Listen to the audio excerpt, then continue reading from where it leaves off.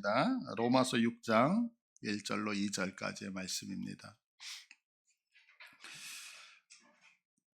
우리 합독할까요? 시작. 그런즉 우리가 무슨 말을 하리요? 은혜를 더하게 하려고 죄에 거하겠느냐? 그럴 수 없느니라. 죄에 대하여 죽은 우리가 어찌 그 가운데 더 살리요? 아멘. 이제 지난 추석이 길었잖아요. 그래서 이제 오래간만에 저기 전라도 고흥을 다녀왔어요. 처갓집에. 이제 시골이다 보니까 일이 많더라고요.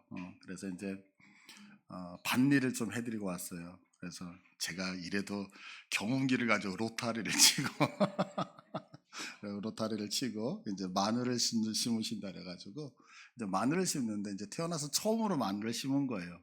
그래서 이제 로타리 치고 뭐 이렇게 뭐 또랑 같은 거 만들잖아요. 그러고 나서 이제 그 위에 이렇게 비닐로 잡초 나지 않도록. 근데 참 신기한 게 뭐냐면 이렇게 비닐에 보니까 구멍이 뻥뻥뻥뻥 뚫려져 있어요. 한 10개가. 그래가지고 이제 거기다 마늘을 심는 거예요. 근데 이제 밭이 크지는 않지만 거의 쉽지는 않잖아요. 그래가지고 이제 조카들하고 이렇게 가가지고 마늘을 심었어요. 그래서 이제 구멍 몇 개를 이렇게 서로 전담을 해도 마늘을 심는 거예요. 아, 되게 힘들더라고요. 농사라는 게 쉽지 않아요. 그래서 그 마늘을 다 심고 이제 야, 다 심었다 그러고 허리를 딱 피고. 근데 이제 그 중간 부분에 이제 그 조카가 마늘을 심어 나갔거든요. 그런데 일을 너무너무 잘하는 거예요. 막 아우, 아우 힘들어. 아우 힘들어. 그러면서도 쉬지 않고 이게 이제 어른들이 그걸 보면서 야, 일 잘한다. 일 잘한다. 그러고 나서 이제 마지막까지 가가지고 허리를 딱 폈는데 다 했다 그러는데 저쪽에서 소리가 들려. 야, 이거 마늘 누가 심었어? 보니까 마늘이 이렇게 뿌리가 있잖아요. 뿌리가 땅으로 가야 되는데 거꾸로 심은 거야. 그러니까 지금까지 마늘을 심었는데 그걸 다시 뽑아가지고 다시 거꾸로 다시. 그러니까 마늘을 집어넣어야 된다니까 그 구멍에다가 그냥 막 집어넣는 거야. 그러니까 마늘을 제대로 심지 못해가지고 다시 뽑았던 그런 일이 있거든요. 제가 이 말씀을 드리는 건 뭐냐면 한 가지 때문에 그래요. 열심히 하는 거 되게 중요하죠. 근데 열심히보다 더 중요한 게 있어요. 그게 뭐냐면 정확히. 그냥 마늘 하나를 심어도 거꾸로 심는 게 아니라 뿌리가 밑으로 가야지 잘할 거 아니에요. 그래서 정확히 심는 게 너무너무 중요하다는 거죠. 근데 이제 이 마늘이야 뭐 다시 뭐 좀 힘들어서 다시 뽑아가지고 심으면 되는데 과연 우리들의 신앙이 잘못되어졌을 때 이거는 어찌 보면 기회가 없을 수도 있잖아요. 그러니까 열심히보다 더 중요한 것은 뭐냐면 좀 천천히 가더라도 하나하나 정확하게 가는 것이 무척 중요하지 않나 이런 생각을 드려요.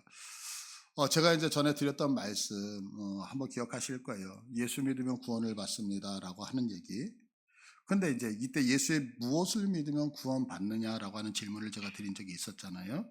근데 이제 사실은 이 질문은 예전에 제가 질문을 받았던 거예요. 누군가 저한테 묻더라고요.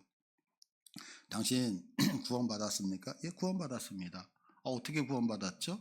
예수님을 믿음으로 구원을 받았죠. 그랬더니 이제 그 다음 질문이 뭐였냐면 도대체 예수님의 무엇을 믿으면 구원을 받습니까? 이 질문을 던진 거예요. 예수님의 무엇을 믿으면 내가 구원을 받는가? 맞아요. 우리가 다 알고 있는 거예요. 예수님이 나를 위해서 죽으시고 예수님이 나를 위해서 부활하셨다는 이 사실을 믿으면 구원받는 거거든요. 그게 이제 뭐냐면 예수님이 이 땅에 오셔서 하셨던 일이죠. 근데 이제 그분의 질문이 예수의 무엇을 믿으면 구원받습니까? 라는 이 질문 앞에 제가 그냥 하얘진 거예요, 머리가. 내가 예수님의 무엇을 믿은 거지? 그분의 이름을 믿었다는 건가? 아니면 그분이 이 땅에 2000년 전에 탄생하셨다는 그 탄생을 믿었다는 건가? 아니면 그분이 이 땅에 실질적으로 역사적으로 오셨다는 것을 믿는다는 얘기인가? 이게 혼란이 온 거예요. 그러면서 그때 제가 마음속에 이렇게 갑자기 왔던 한 가지의 말씀이 있었어요. 그 말씀을 지금까지도 품고 있는데 그 말씀이 마태복음 7장 22절의 말씀이거든요. 한번 볼게요. 그날에 많은 사람이 나더러 이르되 주여 주여 우리가 주의 이름으로 선지자 노릇하며 주의 이름으로 귀신을 쫓아내며 주의 이름으로 많은 권능을 행하지 아니하였나이까 하리니 그때 내가 그들에게 밝히 말하되 내가 너희를 도무지 알지 못하니 불법을 행하는 자들아 내게서 떠나가라. 분명히 우리들이 예수님 열심히 믿잖아요. 신앙생활 열심히 하잖아요. 나 주님 사랑한다라고 뭐 저 같은 경우는 목사로서 뭐 하나님 앞에 제 인생을 다 이렇게 표현하는 것이 죄송하지만 드리는 것처럼, 그래서 세상에서 일하던 것을 그만두고서 목회자가 되어졌는데, 지금 성경은 뭐라고 하냐면 주님이 나를 모른다는 거예요. 모른다는 거예요. 그러면 나중에 내가 정말 주님 앞에 섰는데 주님이 나를 모른다고 했을 때 큰 문제가 되지 않겠어요? 그래서 이 말씀이 저에게는 되게 두려움으로 다가오고 있고 늘 저를 깨우는 말씀으로 다가오거든요. 그래서 이제 내가 믿는 것이 무엇인지 좀 정확하게 우리가 설명할 수 있는 그런 부분이 있었으면 좋겠다는 생각을 해요. 연휴 기간에 제가 이제 그 유튜브를 우연히 봤는데, 이제 그 요즘 쇼트 이렇게 짧은 영상들 많이 있잖아요. 그런데 제가 깜짝 놀란 게 있어요. 좀 경악했던 게 있어요. 그게 뭐냐, 우리나라 이제 국회에서 있었던 일이에요. 근데 누구를 비난하려고 하는 게 아니라 좀 한번 여러분들이 들으시면서 이걸 판단을 한번 해보시면 좋겠어요. 어떤 이제 국회의원이 질문을 던지는 거예요. 그게 뭐냐면 대기업 회장이 있어요. 근데 이제 이 대기업 회장이 자동차로 출근을 할 때 자기가 운전해서 가는 게 아니잖아요. 자동차가 앞에 딱 와요. 그러면 이제 운전기사 되시는 분이 문을 열어주는 거죠. 그러면 이제 그 차를 타고서 이제 출근을 해요. 딱 출근을 하게 되어지면 회사에서 비서가 나와가지고 문을 열어주고 내리잖아요. 그러면서 오늘은 이런 일이 있고 내일은 저런 일이 있고 뭐 오늘 몇 시에 몇 시, 그래 일정을 쭉 얘기를 해요. 그러면 이제 대기업의 회장들은 그 비서가 정해진 일정대로 사람들을 만나고 일들을 다 보는 거죠. 이제 하루 일과가 다 끝났어요. 집에 갈 때 어떻게 가요? 밖에 딱 나오면 운전기사가 문을 탁 열어주고, 그래서 의자에 딱 앉으면 운전해서 집에 가잖아요. 집에 딱 들어갔더니 저녁 때가 된 거예요. 근데 내가 밥하나요? 아니죠. 집에 가니까 일하시는 분이 계셔서 회장님 식사하십시오. 그래서 이제 밥상을 다 차려주는 거예요. 그래서 밥을 먹었어요. 그리고 씻고 잠을 자요. 그리고 그 다음날 아침에 일어났더니 일하시는 분이 또 아침밥을 차려놨잖아요. 그래서 아침을 먹고 밖에 출근하려고 딱 나오니까 자동차가 대기하고 있고 운전기사가 문을 탁 열어주고 또 그거 타고 회사에 와서 어제와 똑같은 일들을 쭉 하는 거예요. 근데 이분이 이런 얘기를 하는 거예요. 자, 지금 이 회장이 한 게 뭐 있느냐는 거죠. 남이 운전해 주시는 차를 타고 남이 밥 해주는 거 먹고 회사에서 남이 일정 정해놓은 대로 따라갔는데 왜 이 대기업의 회장이 그 많은 연봉을 받아야 되느냐. 실질적으로 운전기사와 실질적으로 밥을 해준 그분들이 훨씬 더 많은 연봉을 받아야 되는 게 아니냐라고 국회에서 질문하는 소리를 듣고 좀 깜짝 놀랐어요. 누구를 비하하려고 하는 얘기가 아니에요. 여러분들 이거 지금 어떻게 여러분들 생각하실 때 이 말에 공감이 되셔요? 제가 여기 이제 나가다 보니까 어떤 술집이었던 것 같아요. 술집 그 창문에 이런 글이 있더라고요. 술은 세상의 적, 마셔서 없애자. 술은 뭐라고요? 마셔서. 또 어디에 갔더니 담배는 몸에 해로워지니까 빨리 펴서 없애자. 뭐 이렇게 써 있더라고요. 여러분 이 말에 공감하세요? 죄송한 표현이지만 이거는 어찌 보면 조금만 깊이 생각하니까 말 가지고 장난치는 거잖아요. 그렇지 않아요? 술이 나쁘면 안 마시지, 나쁘기 때문에 얼른 마셔서 없애자? 이거는 어찌 보면 말을 가지고 장난치는 거죠. 그런데 우리가 성경을 보다 보면은요, 이 로마서에서도 이런 말장난과 같은 표현이 등장을 해요. 이제 우리가 계속해서 로마서를 살피면서 우리가 구원을 어떻게 받는다고 했죠? 믿음으로. 여기서 믿음이라고 하는 것은 내가 하나님을 이런 믿음이 아니라고 말씀드렸어요.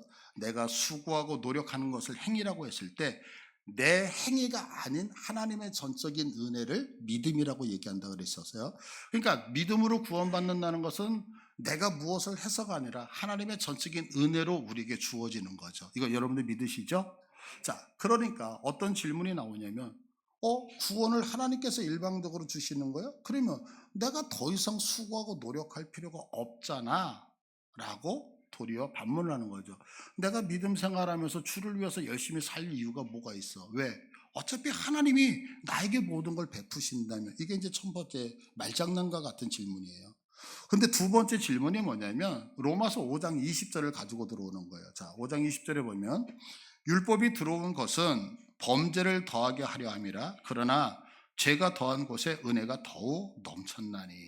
자, 이 말씀이 뭐냐면 이런 거예요. 자, 오늘 우리가 이제 예배를 드리기 위해서 11시에 오잖아요. 그리고 우리가 찬양을 했었어요. 그리고 이제 지금 기도도 하고 조금 있다 이제 축도를 하고 그럴 때 이제 후주가 나올 때에 뭐 우리가 기도를 할 수도 있고 안 할 수도 있어요. 이건 자유롭잖아요. 근데 우리가 이제 교회에서 법을 정하는 거예요. 여러분, 우리가 11시 예배를 드릴 때는 앞으로 10분 전에 반드시 오셔야 됩니다. 안 오시면 그거는 잘못된 겁니다. 이렇게 법을 정했어요. 두 번째, 여러분 찬양을 할 때는 최소한 내 앞에 사람, 내 뒤에 사람, 옆에 사람이 두 사람, 세 사람 정도는 내 찬양 소리가 들릴 정도로 목소리를 내서 큰 소리로 찬양하지 않으면 그건 찬양 부르는 게 아닙니다. 이렇게 법을 정했어요. 또 우리가 이제 기도를 하고 축도를 했을 때 후주가 나올 때 최소한 여러분이 손을 모으고 머리를 숙이고 눈을 감고 1분 이상 기도하지 아니하면 그건 기도를 안 한 거고 축도를 안 한 겁니다라고 이렇게 법을 세웠다고 생각해 보세요. 자, 그러면 어떻게? 11시 예배에 10분 전에 안 오시는 분들은 다 이 법에 접촉이 되어지는 거죠. 찬양을 했는데 주변에 많은 사람이 내 소리를 듣지 못하면 그건 찬양을 안 한 것처럼 접촉이 되어지죠. 또한 후주도 마찬가지. 이렇게 이제 법이 생기면 정제되어지는 게 많아지는 거예요. 그런데 어느 날 예수님께서 오셔서 십자가에서 돌아가시면서 내가 너희들의 모든 죄를 용서하겠다라고 해요. 그러면 이렇게 했을 때에 내가 죄 하나를 지어서 용서받는 사람과 10개를 짓고 용서받는 사람과 1000개, 10,000개를 짓고 용서받는 사람이 있을진데 누가 예수님의 그 십자가의 보혈에 대해서 더 감격하고 감사를 할까요? 하나 용서받는 사람이 감격할까요? 아니면 10개, 20개 이상 많은 죄를 짓고 용서함 받는 사람이 감격할까요? 당연히 많은 죄를 용서함 받으면 감격할 거 아니에요. 그러니까 여러분들 은혜가 충만하지 않죠. 그래서 예수님의 그 십자가 사건의 은혜를 충만하게 누리기 위해서 나는 더 많은 죄를 지어야지 라고 한다면 맞는 얘기일까요? 틀린 얘기일까요? 틀리죠. 근데 지금 그 질문을 오늘 본문에서 하고 있다는 거예요. 그래서 오늘 본문을 보시면 1절에 그런즉 우리가 무슨 말을 하려? 은혜를 더하게 하려고 죄에 거하겠느냐? 그러니까 내가 은혜를 받기 위해서 더 많은 죄를 지어야 된다는 사람이 있었다 없었다? 있었다는 거예요. 있었다는 거예요. 그러니까 참 말이 안 되는 어떤 말장난 같은 그런 것을 하고 있죠.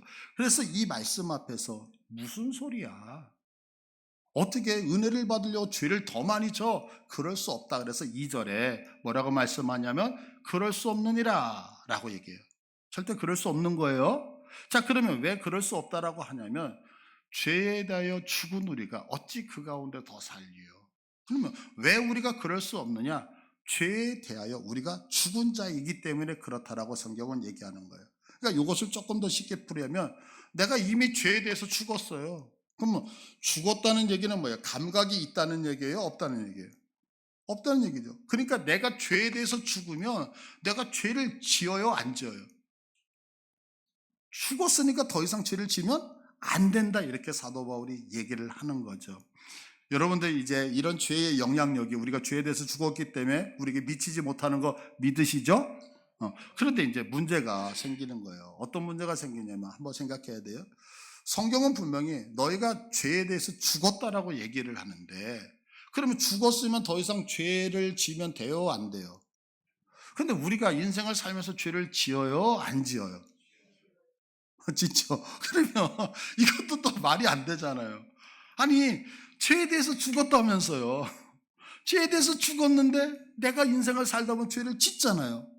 그러면 도대체 이 죄에 대해서 죽었다는 말이 무슨 말이냐라고 하는 거죠. 그래서 오늘 이 시간은 이 죄에 대해서 죽었다는 말이 무슨 말인지, 그리고 내가 현재 짓고 있는 죄를 이기기 위해서는 어떻게 해야 되는지에 대해서 오늘 말씀을 함께 나누려고 하는 거예요.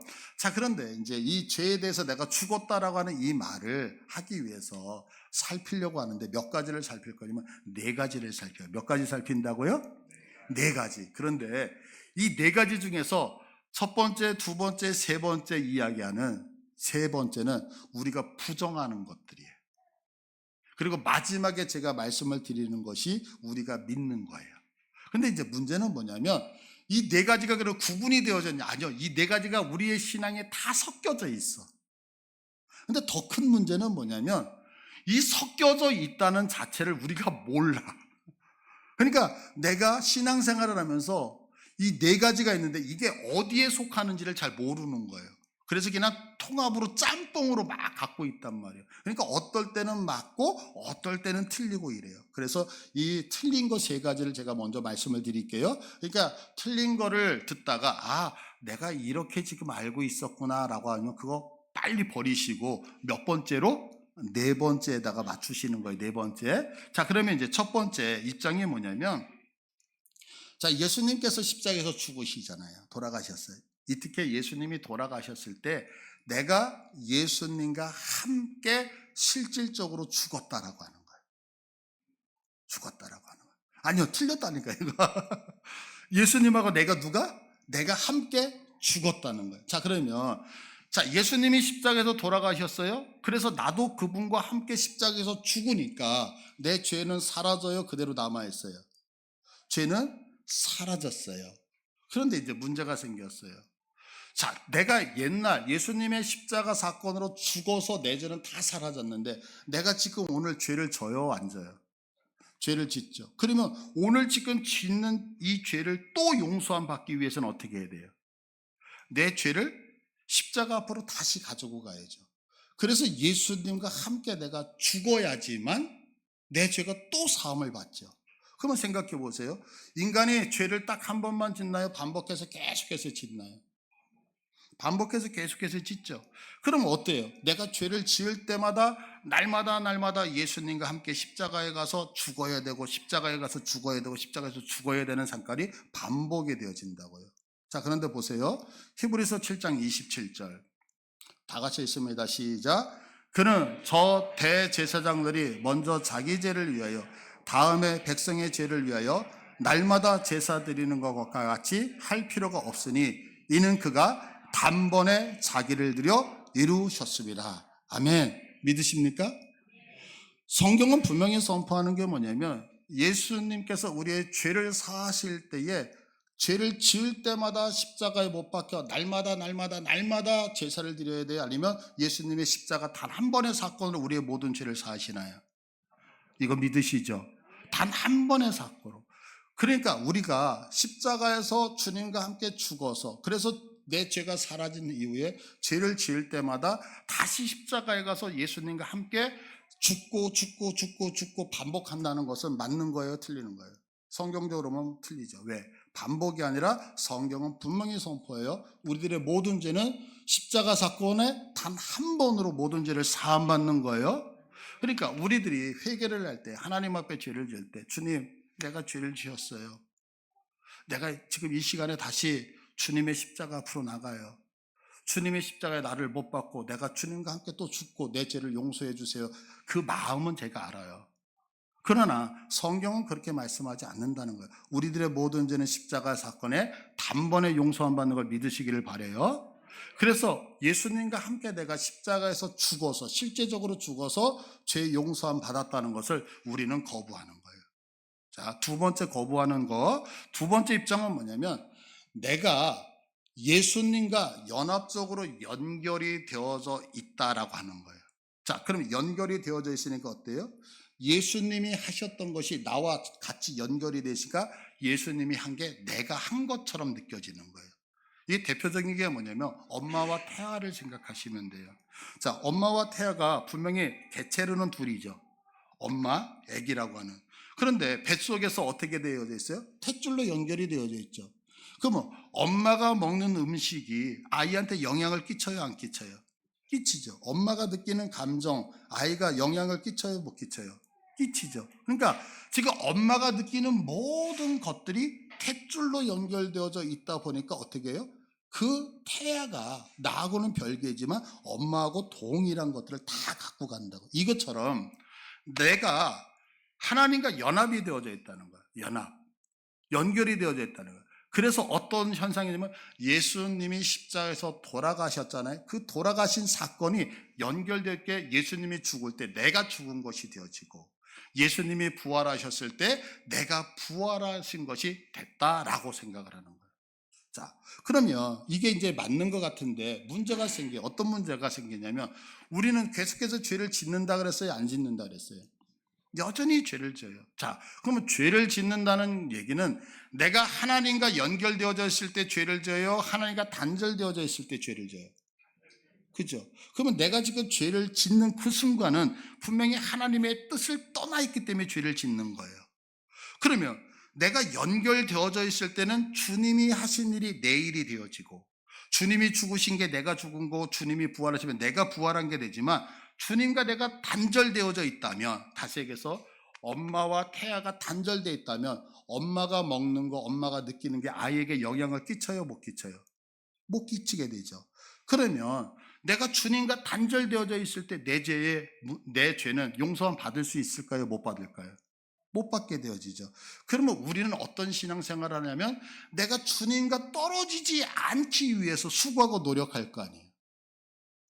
근데 지금까지 우리가 로마서를 쭉 배우면서 구원은 내 수고, 내 노력에 의해서 이루어진다 그랬어요? 하나님이 일방적으로 주신다 그랬어요? 그런데 내가 주님과 떨어지지 않고, 그래서 주님과 붙어 있으면 죄가 용서함 받아서 구원받고, 떨어지면 내가 노력하지 않은 것이 되니까 구원에서 탈락되어지죠. 그래서 우리는 이것을 부정하게 되어지는 거예요. 자, 틀린 것 세 번째 말씀드립니다. 이건 뭐냐면, 그래서 성경은 이렇게 말씀하고 있는 거예요. 로마서 8장 38절 한번 볼게요. 자, 다 같이 읽을게요. 이것도요. 시작. 내가 확신하노니 사망이나 생명이나 천사들이나 권세자들이나 현재일이나 장래일이나 능력이나 높음이나 깊음이나 다른 어떤 피조물이라도 우리 주 하나님의 사랑에서 끊을 수 없으리라. 아멘. 왜 그럴까요? 구원은 하나님이 일방적으로 주신 거기 때문에 어떤 것도 하나님의 사랑에서 끊는다, 못 끊는다? 못 끊는다. 그래서 이 연합적 사고라고 하는 이 입장도 우리가 부정을 하는 거예요. 자, 그러면 이제 세 번째 틀린 거 이건 뭐냐면, 자, 성도는 예수님이 지금 2000년 전에 십자가를 지셨죠. 그래서 우리들의 모든 죄가 이미 용서받은 거예요. 그런데 여전히 죄를 짓는다는 것은 아직 내가 완성됐다, 완성되지 않았다. 완성되지 않았다. 그럼 언제 완성될까요? 예수 그리스도께서 이 땅에 재림하시는 그때에. 그러니까 우리가 이런 단어 많이 들으셨을 거예요. 예전에 예수님이 2000전의 십자가 사건으로 우리의 모든 죄를 용서하셨지만 우리의 모든 죄의 완성, 내가 깨끗해지는 것은 언제? 예수님의 재림. 그래서 이미와 아직이라는 단어를 하나님의 나라, 천국이라고 하는, 천국이 이미 왔지만 아직 내가 가야 될 나라가 있어서 미래적으로, 이것도 죄에 대해서 동일하거든요. 구원론에서도. 그런데 이것이 뭐냐면 내가 죄에 대해서는 이미 깨끗해졌지만 아직 뭐 했다? 완성이 되지 않았어요. 자, 그러면 여기서 문제가 생기는 게 뭐냐면, 자, 우리들은 이 땅을 살아가면서 예전의 죄는 다 원죄는 사라졌지만 현재 짓는 죄, 이건 언제 완성이 되어져요? 주님이 재림하실 때. 그러면 내가 이 땅을 지금 살아가면서 죄를 안 짓기 위해서 수고하고 노력할 필요가 있을까요? 없을까요? 없죠. 왜? 어차피 죄가 완성이 어디서 이루어져요?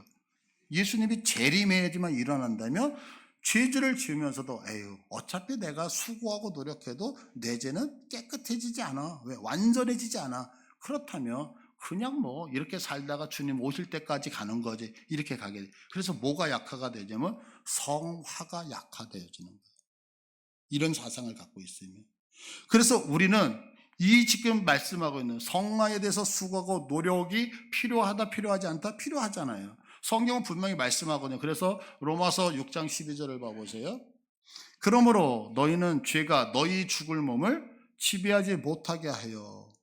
분명히 우리가 죄를 지을 때 우리 몸 완전하지 않지만 성경은 죄가 너희 몸을 지배하래요, 지배하지 못하게 하래요? 지배하지 못하게 해요. 이 얘기는 뭐냐면 우리가 오늘 마지막 날 완성될지라도 죄하고 싸워야 돼요, 안 싸워야 돼요? 싸워야 되잖아요. 그런데 마지막 날 완성된다고 하니까 싸울 필요가 있어요, 없어요? 없는 문제가 대두가 되어지죠. 계속해서 13절에 보시면 또한 너희 지체를 불의의 무기로 죄에게 내주지 말고 오직 너희 자신을 죽은 자 가운데서 다시 살아난 자 같이 하나님께 드리며 너희 지체를 의의 무기로 하나님께 드리라. 그러니까 뭐냐면 날마다 우리는 죄에 대해서 싸워야 된다, 안 싸워야 된다? 싸워야 된다고 성경은 선포하고 있다. 이걸 믿으시죠? 그래서 우리는 이 세 가지를 부정을 하는 거예요. 내가 죽었다는 게. 그러면 첫 번째 부정했던 게 뭐였어요? 예수님하고 내가 실질적으로 같이 죽었다. 그러면 이거 왜 부정한다 그랬어요? 죄를 지을 때마다 날마다 예수님을 십자가에 계속 못 박아야 되니까 이건 성경이 말씀하고 있는 게 아니에요. 왜? 단번에 용서함 받았기 때문에. 두 번째 입장이 뭐냐면 내가 주님과 연결되어져 있다. 그러니까 연결된 것을 끊지 않게 해서 내가 수고하고 노력할 수밖에 없으니까 우리의 의지, 구원의 의지가 들어 우리가 이걸 부정하는 거죠. 세 번째, 우리의 죄의 완성이 마지막 종말이 이루어진다라고 한다면 내가 수고하고 노력할 이유가 있다 없다? 없다. 그래서 우리는 이것을 부정한단 말이에요. 그러면 우리는 무엇을 믿느냐? 마지막 입장은 예수님이 십자가에서 죽으셔서 우리의 모든 죄를 사하여 주셨다는 사실, 그리고 그것을 하나님께서 선포하셔서 우리를 의롭게 칭하셨다는 사실을 믿는 거예요. 다시 한번 설명드릴게요. 예수님께서 우리를 위해서 십자가에서 죽으셨어요. 죽으셔서 우리의 모든 죄를 짊어지셨어요. 인간의 대표로. 그래서 인간이 갖고 있던 모든 죄를 언제? 세례 요한이 구약을 대표하잖아요. 세례 요한이 예수님에게 세례를 줄 때에 세례 요한의 그 세례가 전가되어지잖아요. 어떤 죄가 전가될까요? 인간이 지은 모든 죄가 예수님에게 전가되어졌어요. 그래서 예수님께서 십자가에서 죽으셨어요. 예수님께서 십자가에서 죽으시고, 그러면 우리 예수님이 인간을 대표하는 인간의 모든 죄는 사라졌어요, 안 사라졌어요? 사라졌죠. 그런데 그 사라진 것을 마지막 우리들의 모든 인생의 재판장 되시는 하나님께서 그것을 가지고 선포하셨다고. 뭐라고 선포하셔요? 예수가 십자가에서 죽으셨던 저 사건이 너희들에게도 임했다. 믿으십니까? 그래서 법적으로 선포하신 거예요. 그러니까 나는 여전히 죄를 져요, 안 져요? 여전히 죄를 져요. 나는 여전히 죄 속에서 살아요. 그런데 중요한 건 뭐냐면 나를 판단하시는 재판장 되시는 우리 하나님이 나를 향하여 예수 그리스도의 그 십자가 사건을 보면서 뭐라고 판결하시면 너희는 더 이상 죄가 없다. 칭의의 재판을 해주셨어요. 믿으신 거예요? 그러니까 우리는 이 땅을 살아가면서 여전히 죄 가운데 있지만 내가 왜 의인으로 사냐면 재판장 되신 하나님의 판결문이 우리의 손에 있기 때문에. 아멘? 그래서 우리는 이 판결문을 가지고 살아가는 거죠. 그래서 마귀가 와서 우리들에게 얘기하는 거야. 너 여전히 죄 짓잖아. 맞아, 나 죄인이야. 나 지금도 죄 졌어. 지금도 넘어졌어. 근데 중요한 게 뭔지 알아? 나를 판단하시는 재판장 되신 우리 하나님이 나를 의롭다고 하셨어. 나에게 죄가 없다고 하셨어. 그래서 이 선포, 판결문을 가지고 선포하는 법적인 입장이 우리들의 입장이란 말이에요. 자, 그럼 어떤 차이가 있을까요? 여러분, 우리가 인생을 살면서 죄를 지어요, 안 지어요? 죄를 지을 수 있죠. 그러나 하나님이 나를 향하여 판단하신 이 판결문이 나에게 믿겨진다면 이거 가지고 사단에게 선포하실 수 있는 거죠. 뭐라고요? 나는 죄인이지만 하나님이 나를 의롭게 하셨어. 이게 우리의 정체성이라고요. 우리는 이 정체성에서 약해지는 거예요. 무엇이 약해지면 여러분, 우리가 인생을 살면서 어떤 사람이 죄를 안 짓고 살 수 있겠어요? 그러나 모두가 죄를 짓고 여전히 죄 때문에 넘어지지만 그 죄 때문에 우리가 지배와 통제를 받을 필요가 있다 없다? 없다는 거죠. 왜냐하면 하나님이 나를 향하여 의롭다고 판결하신 판결문이 우리에게 있기 때문에. 그래서 우리들이 선포하는 거예요. 그래, 나 죄인이야. 그러나 하나님이 나를 의롭다고 하셨기 때문에 나의 의인으로 살 거야. 죄가 나를 지배하지 못할 거야. 죄가 나를 통제하지 못할 거야. 왜? 하나님의 판단이 있기 때문에. 이거 믿으십니까? 여러분, 내가 질병 가운데 있을 수 있어요. 우리 예수 잘 믿는다고 해서 질병이 없는 거 아니잖아요. 근데 중요한 건 뭔지 아세요? 질병이 있다고 해서 질병이 나를 다스리고 통치하는 것은 믿음이 아니죠. 그래, 나 질병이 있어. 그러나 하나님이 나를 향하여 건강하다고 선포해 주셨고 하나님이 나를 향해서 이렇게 말씀해 주셨기 때문에 나는 그 질병의 통제를 받지 않을 거야라고 선포하실 수 있는 자격이 우리에게 있음을 믿으시길 바라요. 여러분, 우리가 인생을 살다 보면 예수를 믿으면서 가난할 수 있죠. 그러나 가난하다는 것과 가난의 지배를 받는 건 다른 거잖아요. 가난할 수 있지만 하나님이 나를 향하여 내가 너를 부하게 의롭다라고 말씀해 주셨다면, 그래 나 가난해, 그러나 나는 이제 의로운 사람이기 때문에 베풀며 살 거라고 선포하며 사시기를 바라요. 문제는 하나님의 법적인 용어가, 하나님의 선포가 있음에도 불구하고 우리들이 넘어진다는 것이 문제죠. 여러분, 가난하다고 해서 슬픈 거 아니잖아요. 가난하다고 해서 속상한 거 아니잖아요. 지배 받는 것이 문제죠. 내가 건강하지 않다라고 해서 문제가 되는 게 아니라 그 건강하지 않은 것의 지배와 통제를 받기 때문에 문제인 거죠. 내가 인생 속에서 어려움을 당할 수 있어요. 그러나 하나님은 우리를 향해 선포하시잖아요. 너는 부유한 자가 되어졌다고. 너는 죄가 없는 자가 되어졌다라고. 이 하나님의 선포를 여러분이 믿으셔서 세상을 향하여 선포하셔서 승리하실 수 있는 복됨이 있기를 간절히 축복합니다. 우리 다 같이 일어나셔서 찬송합니다.